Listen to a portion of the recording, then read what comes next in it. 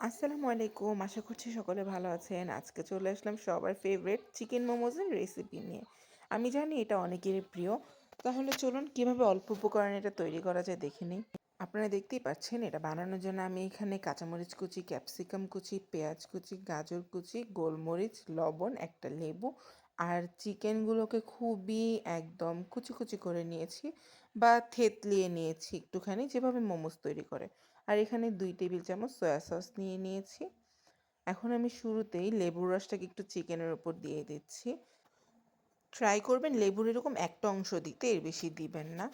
তো এখন এই সবগুলো উপকরণকে খুব ভালোভাবে মেখে নিতে হবে। এটাই কিন্তু মোমোজের ভিতরে পুরটা থাকবে। আমরা কি কখনো ভেবে দেখেছি কেন এত স্ট্রিট ফুডের মধ্যে এটাই আমাদের বেশি ফেভারিট হয়? কেননা এটা অনেক সফট, লাইট আর জুসি টেক্সচারে থাকে। তাই এটা আমাদের সবারই খুবই পছন্দের হয়ে যায়। অনেকেই ভাবেন চিকেন মোমোজের চিকেনটা কাঁচা থাকে দেখে খেতে ভালো হবে না। সত্যিই কি তাই? স্টিম করলে তো এই চিকেনগুলো খুব পারফেক্ট হয়ে যায়, তাই না? আচ্ছা, কথা বলতে বলতে আমার পুরটা কিন্তু তৈরি হয়ে গেছে। এখন আমি ময়দা দিয়ে ময়দাকে ভালোভাবে সিদ্ধ করে এভাবে ডো তৈরি করে নিয়েছি। দেখতেই পাচ্ছেন ডোটা কিন্তু খুব সফট হয়েছে। এক কথায় খুব পারফেক্ট হয়েছে। এখন ছোট ছোট লেচি কেটে নিচ্ছি এই ডো থেকে। দেখুন কত ছোট্ট কিউট একটা লেচি কেটে নিয়েছি হাত দিয়ে একটু প্রেস করে। এখন আমি সাইডেই ময়দা নিয়ে নিচ্ছি। এখন এই ছোট্ট ছোট্ট লেচিগুলো থেকে ছোট্ট ছোট রুটি বানাতে হবে।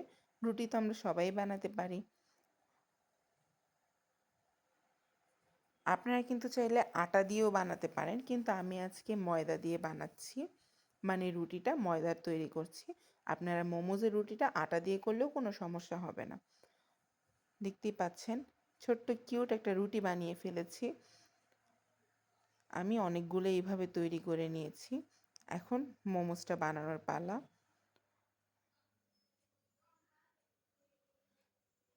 এইখানে আমি 3 টেবিল চামচের মতন সয়াবিন তেল একদম চুলোর মধ্যে খুব ভালোভাবে গরম করে নিয়েছি।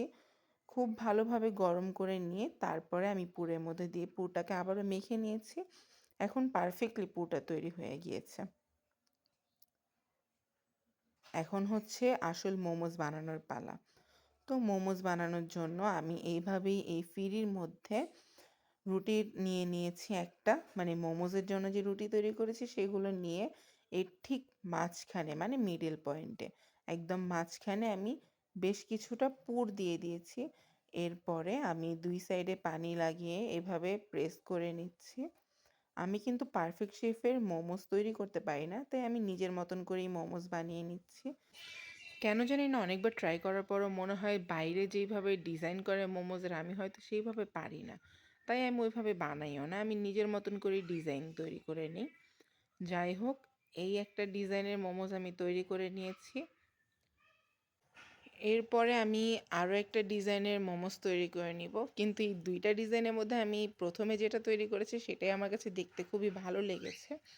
আর যাই হোক, এইভাবে করেই কিন্তু আমি সবগুলো রুটি দিয়ে এর মাঝখানে পুর দিয়ে তারপরে খুব সুন্দরভাবে মোমোস তৈরি করে নিব।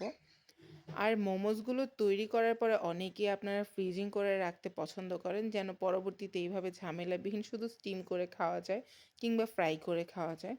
তাই আমি বলবো যে এমন পর্যায়েই কিন্তু মোমোসগুলোকে কোনো ঢাকনা সহ বক্সের মধ্যে রেখে দিবেন। ভিতরে যেন কোনো হাওয়া বাতাস না যায়, এমন বক্সের মধ্যে এগুলোকে রেখে ভালোভাবে বেশ অনেক দিনই ফ্রিজিং করে রাখতে পারবেন। আর যখন ইচ্ছা নামিয়ে স্টিম কিংবা ফ্রাই করে খেয়ে নেবেন। তো দেখতে দেখতে আমার মোমোসগুলো তৈরি হয়ে গেছে। আমার কাছে এই শেপগুলো দেখতে খুবই সুন্দর লাগছে, মানে ডিজাইনগুলো আমার হিসেবে খুবই ভালো লাগছে দেখতে। আপনাদের কাছে কেমন লাগছে ডিজাইনগুলো? তো মোমোসগুলো বানানোর পরে এখন মোমোসের যে স্টিমার থাকে তার অর্ধেকের থেকে একটু কম আমি পানি দিয়ে দিয়েছি। এখন এই পানিটা বেশ ভালো করে ফুটিয়ে গরম করে নিতে হবে একদম। এখন আমি যেটার মধ্যে মোমোসটা স্টিম করব সেটা খুব ভালোভাবে আনাচে কানাচে সব জায়গায় তেল ব্রাশ করে নিব। তেল ব্রাশ খুব পারফেক্টলি হলে কি হবে, মোমোসটা স্টিম হয়ে যাওয়ার পরও লেগে থাকবে না, অনায়াসে আপনি উঠিয়ে ফেলতে পারবেন।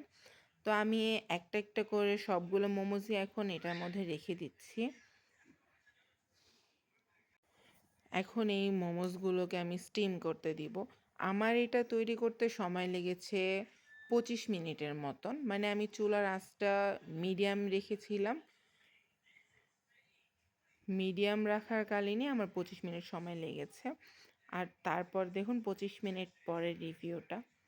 খুব সুন্দরভাবে পারফেক্টলি একদম ধোয়া ওঠা মোমোস কিন্তু আমার তৈরি হয়ে গিয়েছে। এখন শুধু এগুলোকে পরিবেশন করার পালা। আর এই তো আজকে আমার চিকেন মোমোজের রেসিপিটি ছিল এই পর্যন্তই। আশা করব রেসিপিটি এবং ভিডিওটি আপনাদের কাছে ভালো লেগেছে। যদি ভালো লাগে অবশ্যই লাইক এবং ফলো বাটনে ক্লিক করে আমার পাশে থাকবেন। ধন্যবাদ সবাইকে।